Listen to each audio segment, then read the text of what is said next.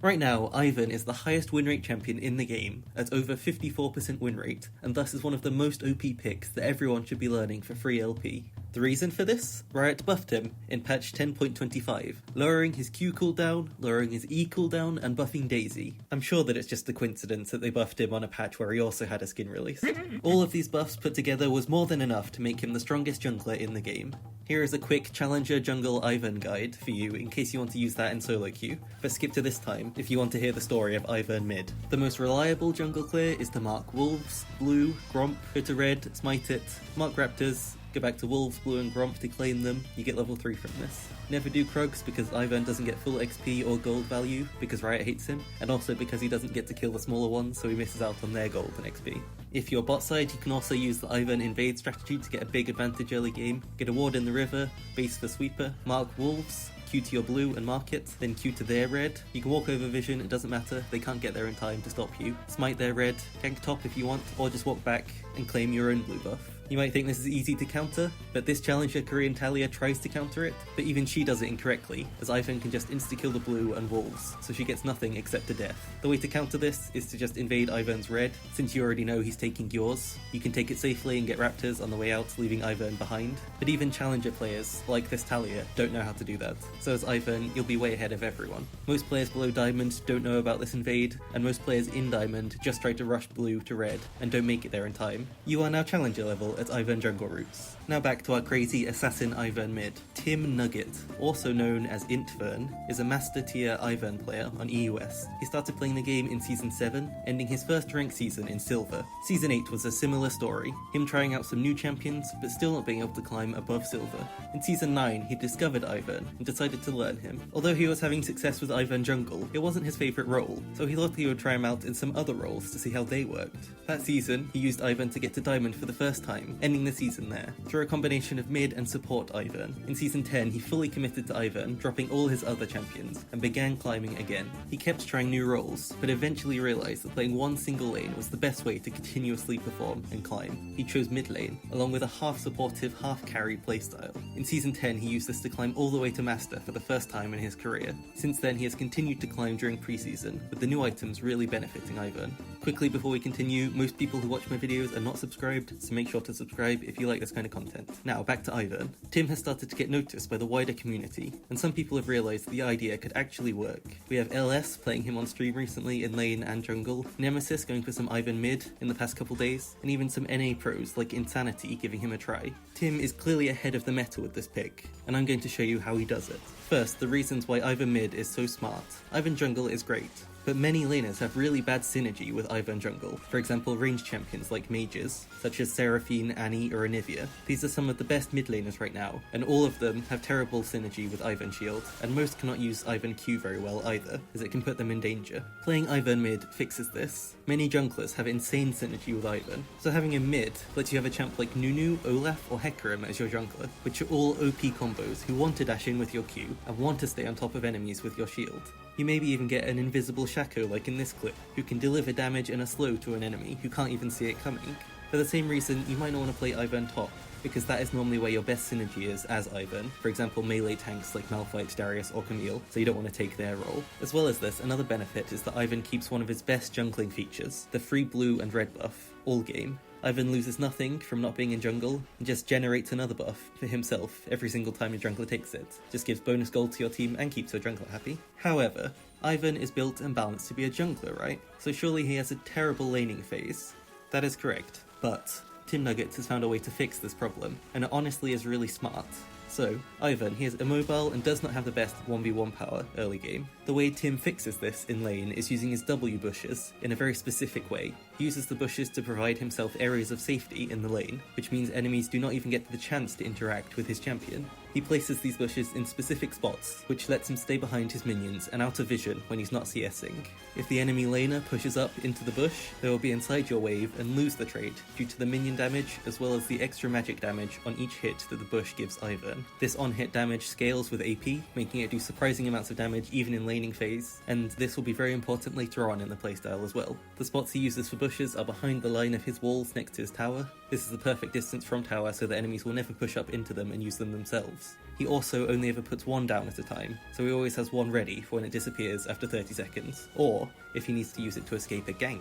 Escaping ganks on Ivern is of course very hard. Once again, Tim has a solution. He uses the vision block from his bushes to buy him as much time as possible. By always having a bush up and one saved, he can then simply retreat to his tower while throwing his Q at the ganking enemy to root them. Ivern is not an aggressive laner, so he is not prone to getting ganked. Just by the nature of the champion and his abilities, you're going to be playing near your tower most of the game, avoiding aggressive opponents. So Ivern does have a passive early laning phase, but when can he really start using the power of the champion? Even early game, Ivern is insane at setting up ganks, because of course he is a jungler. He can shield himself or his jungler to get a slow and pretty much guarantee a Q hit afterwards. Ivern is great at baiting the enemy laner to push too far up in lane and set up a gank that way. But this is not the only strong early game feature of Ivern. Arguably, Ivern's biggest power spike in the game is at level 6 where he gets Daisy. At level 6 in the jungle, this is where you can really start feeling safe and begin to make big team plays. So having Ivern mid, you get level 6 incredibly early, and thus get an even bigger advantage with Daisy.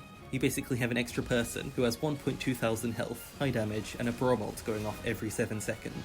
Much like any champion in the game, Daisy will solo kill an AD carry at any point of the game, so they are a great target to use her on, and either way, they'll either die or be fully kept out of the fight, as it takes a ridiculous amount of time for them to kill Daisy. Daisy's really useful, she can also tank towers, just make sure you don't go in tower range while she's diving or you'll get the aggro, but your teammates can use her to tank the tower. Daisy is great for objectives also, dragons and barons she can fully tank with shields, so you never have to be at risk being low HP. Daisy can be the first to walk up to towers and block skill shots, while also staying full HP with shield spam. She has a great combo with Rift Herald, it's impossible for one person to stop this push.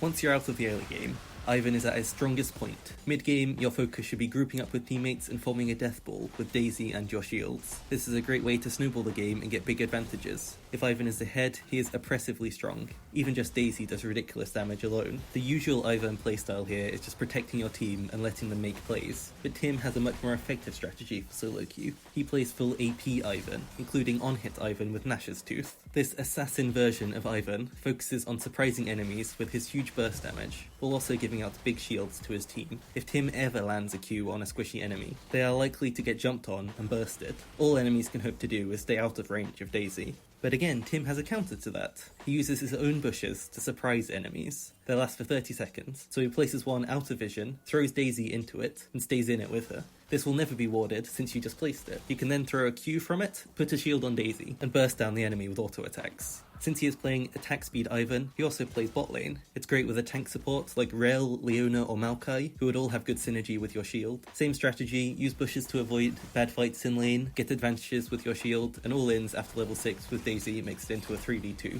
Late game, Ivern will fall off a bit with this playstyle, as he isn't mobile, so he can struggle to survive and DPS with auto attacks at the same time. Try to end before this with your mid-game grouping. If you check Tim Nugget's match history, the 15 to 30 minute games are pretty much all wins, but the games over 30 minutes to 40 minutes are almost all losses. If you instead want to go for a supported build, Ivern can still be strong late game, but again he loves cheap utility items that supports buy, so he will always be strongest mid game.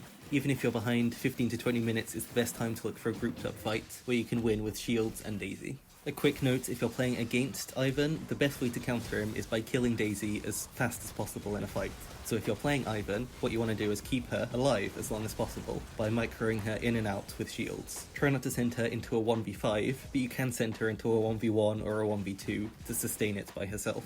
Tim has mostly committed to the full AP version of Ivern, but other pros are preferring a more supportive style. I'm not 100% sure that attack speed Ivern is the best version of Ivern Mid, and neither is Tim. He's even recently been pivoting to just an AP version rather than attack speed. In my opinion, a version more similar to the old Lulu Mid, where she had a really good damage with her Q and E, but then was able to provide support for her team as well. This is a more similar build to Jungle Ivern, where you would buy Moonstone Renewer, Ardent Censer, and Staff of Flowing Water, or Mikhail's, alongside a Dark Seal or Magias to give you that extra AP damage. You could even go for an Imperial Mandate for a higher damage build.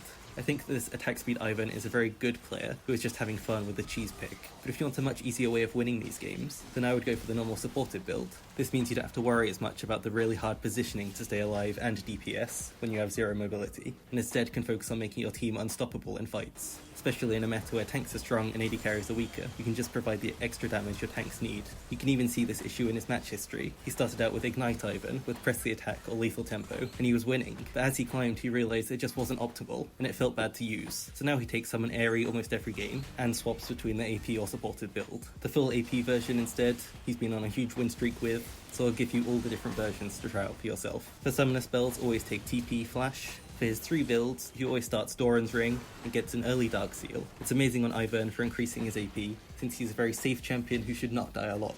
The AP auto-attack based build is Doran's, Dark Seal, Sorcerer Shoes, Nash's Tooth, Riftmaker. He aims to finish the game at this point, but some other good items to finish off the build would be Majaya's, Zhonya's and Rabadon's. The straight up AP burst build is either Leandri's into Demonic Embrace, or Bluden's into Horizon's Focus, and then these other AP items. And finally, the supportive mid Ivern build, which may be the strongest, is Cooldown Reduction Boots, Moonstone Renewer, Staff of Flowing Water, Cosmic Drive, and either Ardent Sensor or Redemption for final item. For his runes, he takes this Electrocute page when playing the full AP version, and this Summon Aery page when playing the supportive build. Thanks for watching. Like and subscribe if you enjoyed. Check out my other similar videos here.